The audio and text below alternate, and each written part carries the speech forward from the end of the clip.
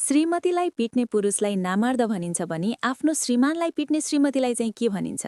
सुन्नुहोस् है, यो अन्तिमसम्म यो कुरा एकदम गम्भीर छ। समाजमा जब कुनै पुरुषले महिलामाथि हात उठाउँछ भने हामीले तुरुन्तै उसको आलोचना गर्छौं, उसलाई हिंसक, अमानवीय र नामर्दको संज्ञा दिन्छौं। तर त्यही समाजले त्यो श्रीमतीलाई के भन्छ जो आफ्नो श्रीमानमाथि बारम्बार अपमानजनक शब्दले प्रहार गर्छिन्, कहिलेकाहीँ त भौतिक हातपात पनि गर्छिन्? त्यसको नाम के हो? त्यो व्यवहारलाई किन मजाक बनाइन्छ? किन पुरुषको पीडा, आक्रोश र आँसुहरूलाई सधैँ कमजोरी भनेर टारिन्छ?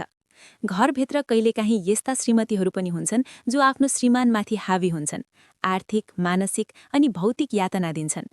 त्यो यातना नि हिंसा हो, घरेलु हिंसा।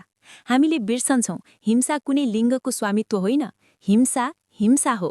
कसैको मनमा चोट पुर्याउने, डर, त्रास, पीडा र आत्मसम्मान लुट्ने जुनसुकै काम त्यो हिंसा हो। जब पुरुषले रुँदै भन्छ त्यसले मलाई कुट्छे, गाली गर्छे, हेप्छे, त्यो गुनासोलाई हामी ठट्टा बनाउँछौं, हैन के हो तेरो कुरो त टिभी सिरियल जस्तै लाग्छ भनेर।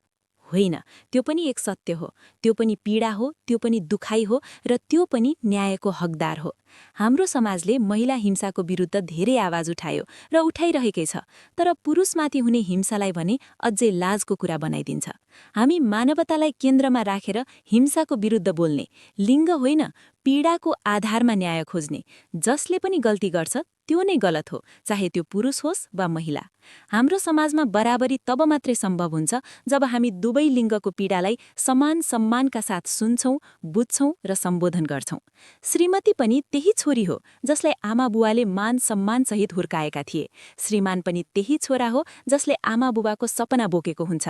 दुवैको आँसुको मूल्य हुन्छ, दुवैको आत्मसम्मान हुन्छ, दुवैको आवाज सुनिनुपर्छ। श्रीमानलाई पिट्ने स्वास्नीलाई पनि हिंसक नै भनिन्छ र त्यो हिंसा पनि उस्तै गलत हो जस्तो स्वास्नीलाई पिट्ने श्रीमानको हो। अब न त नामर्द चाहिन्छ न त नारीवादको नाममा अत्याचार। हामीलाई चाहिएको हो मानवता, प्रेम र सम्मानको सम्बन्ध। ल, यति सुनेर तपाईको मनमा पक्कै पनि केही कुरा खेलिरहेको हुनुपर्छ हैन? त्यसो भए कमेन्ट गर्नु ल, अनि भिडियो मन परे लाइक, कमेन्ट, शेयर गर्नु ल, र अझैसम्म मलाई फलो गर्नुभएको छैन भने फलो गर्नु ल।